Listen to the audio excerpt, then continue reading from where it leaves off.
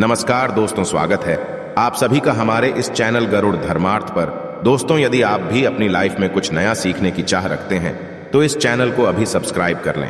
दोस्तों, आप सभी को पता ही है कि गणेश उत्सव काफी नजदीक आ रहा है। इस दिन पूरे भारत में इस त्योहार के दिन बड़े धूमधाम से ढोल नगाड़ों से गणपति जी का आगमन किया जाता है। तो दोस्तों, यदि आप भी गणपति जी को लाना चाहते हैं तो ये वीडियो आपके लिए है। दोस्तों, यदि आप घर पर पहली बार गणपति जी की स्थापना करना चाहते हैं या पहली बार घर पर गणपति जी को ला रहे हैं तो वो कौन सी बातें हैं, कौन से नियम हैं जिनको हमें ख्याल में रखना चाहिए, ध्यान रखना चाहिए। तो आज के इस वीडियो में यही बात जानेंगे कि वो कौन कौन सी बातें हैं जिनको हमें ध्यान में रखना चाहिए। वीडियो शुरू करने से पहले आपसे रिक्वेस्ट, जिन्होंने भी चैनल को सब्सक्राइब नहीं किया है, चैनल को सब्सक्राइब कर लें और बेल आइकॉन दबाना ना भूलें। दोस्तों, 19 सितंबर 2023 को दुनिया भर में गणेश चतुर्थी का पर्व मनाया जाएगा। इस दिन घर घर बाप्पा की मूर्ति स्थापित की जाएगी। और यदि आप गणेश चतुर्थी पर पहली बार गणपति स्थापना कर रहे हैं तो कुछ जरूरी बातें और नियम अवश्य जान लें। दोस्तों, आपको सभी को पता होगा कि हिंदू गणेश चतुर्थी का त्योहार बेहद खास माना जाता है। हिंदू कैलेंडर के अनुसार प्रतिवर्ष भाद्रपद माह के शुक्ल पक्ष की चतुर्थी तिथि को गणेश चतुर्थी के दिन को भगवान गणेश के जन्मोत्सव के रूप में मनाया जाता है। इस वर्ष 19 सितंबर 2023 से गणेश चतुर्थी की शुरुआत हो रही है, जो कि 10 दिनों तक यानी 28 सितंबर तक मनाई जाएगी। गणेश चतुर्थी पर भगवान गणेश की मूर्ति स्थापना कर विशेष पूजा अर्चना की जाती है। लोग धूमधाम से गाजे बाजे के साथ गणपति जी की मूर्ति घर लेकर आते हैं और स्थापित कर पूजा अर्चना करते हैं। भगवान गणेश के साथ ही घर पर खुशियां और सकारात्मक ऊर्जा का भी प्रवेश होता है। परंतु गणेश स्थापना के कई नियम होते हैं जिसका पालन करना जरूरी होता है। यदि आप पहली बार गणपति का आगमन कर रहे हैं या गणपति जी की मूर्ति को घर ला रहे हैं तो आपको कुछ बातों का ख्याल रखना चाहिए। तो आइए जानते हैं वो कौन सी बातें हैं। दोस्तों, घर पर गणपति स्थापना करने का सबसे पहला चरण होता है गणपति बाप्पा की मूर्ति खरीदना। मूर्ति का चुनाव करते समय इस बात का ध्यान रखें कि गणेश जी की जो सूंड होती है वो सूंड बाईं ओर होनी चाहिए। घर पर स्थापित करने के लिए बाईं ओर सूंड वाले गणपति जी की मूर्ति शुभ मानी जाती है। इससे घर में सुख समृद्धि आती है।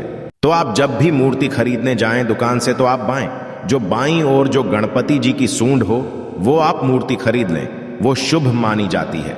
इसके पश्चात इस बात का भी ख्याल रखें कि जिस स्थान पर आप गणपति जी की स्थापना करने वाले हैं उस जगह की अच्छी तरह से साफ सफाई कर लें और अच्छी तरह की साफ सफाई के साथ ही उस जगह की फूल मालाओं से सजावट भी कर दें।